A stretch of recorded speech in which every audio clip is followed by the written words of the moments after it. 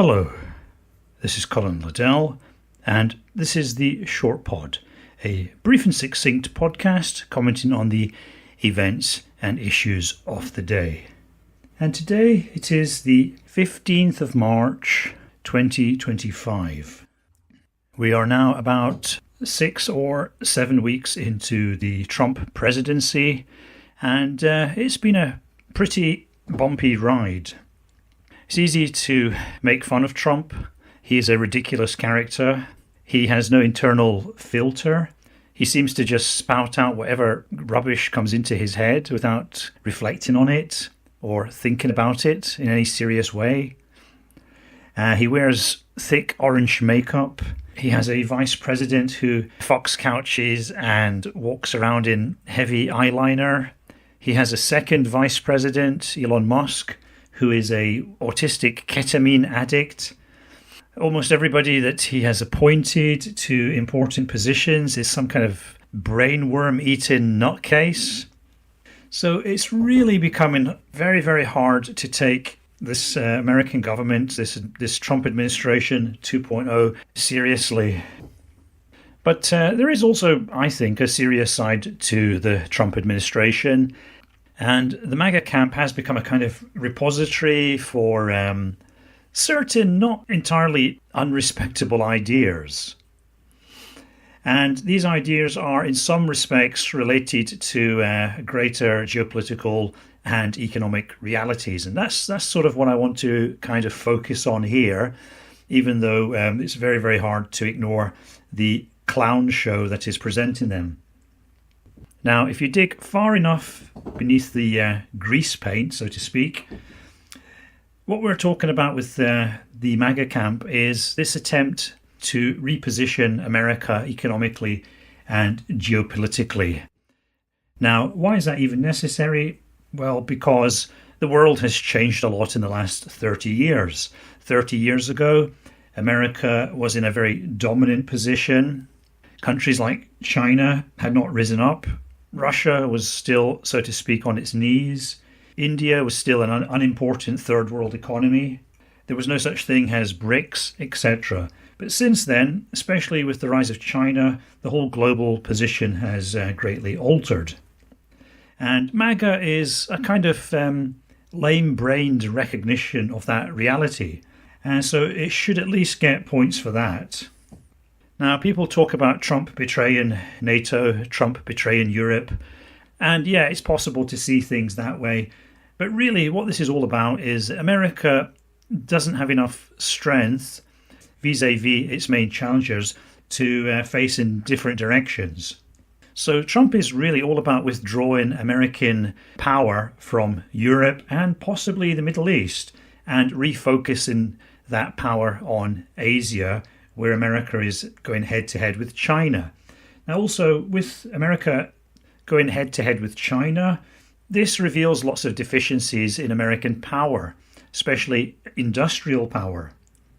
Compared to China, America is a minuscule power in industrial terms.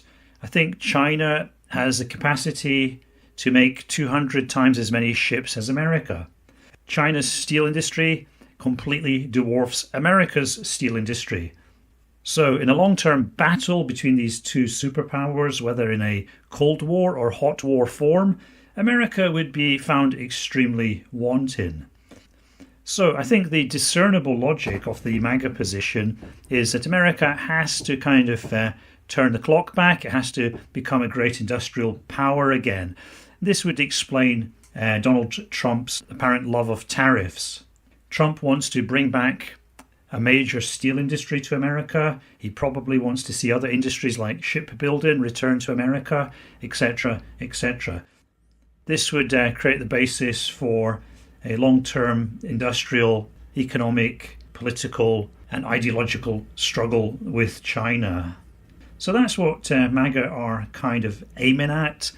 Going along the road that America was already on, which is to outsource production to all these other countries, mainly China, to rely upon the power of the dollar to support mass imports and a massive trade deficit. That was ultimately a self-destructive route. So it's entirely possible to have at least some sympathy with MAGA's big picture vision of change in America.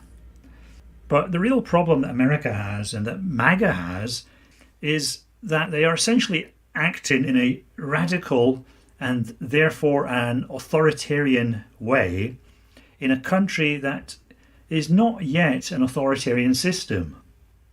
America is still a consumerist democracy where people are overly concerned about things like inflation, things like living standards, GDP, the stock market, blah, blah, blah, blah, blah, and they're not really ready to make serious sacrifices to radically transform and change the country and to gird its collective loins for a long geopolitical struggle. So this is the problem that Donald Trump is running into. I think we can probably call this an authoritarian mismatch. It's essentially, how does a democratically elected president who relies on polls and popularity and keeping his party on board and in line, how does such a politician manage to navigate a country as large and complex and essentially divided as America towards such goals? The kind of radical reform that MAGA is essentially aiming at is something that can only really be done by a Xi Jinping or a Kim Jong-un or a Vladimir Putin or, dare I say, an Adolf Hitler. So I think Elon Musk, in his highly autistic way, intuitively senses that, which is why you see him increasingly channeling Nazi memes and tropes. The inner logic of MAGAism, which is based upon changing geopolitical realities and America's very, very profound economic weaknesses, is towards radical transformation that can only be carried out by a non-democratic government, one that can coerce and manipulate the population in quite repressive ways. America is still very much a democracy, a country where people still have free speech, where they can still vote. And so it's going to be incredibly difficult for Donald Trump and MAGA to follow the path they are now on, simply because of this vast authoritarian mismatch. So at some point, MAGA is going to collapse, or it's going to completely water down its radical and long-sighted goals, and it's going to start getting a lot of pushback. Already seen signs of that with the Supreme Court, with various other legal challenges, and with Donald Trump's polls in the toilets, we're going to see a lot of pushback electorally. So I don't think MAGA will succeed under those conditions, and especially not with the clown show that Donald Trump is using to dress up the whole thing for the world's entertainment. Over and out.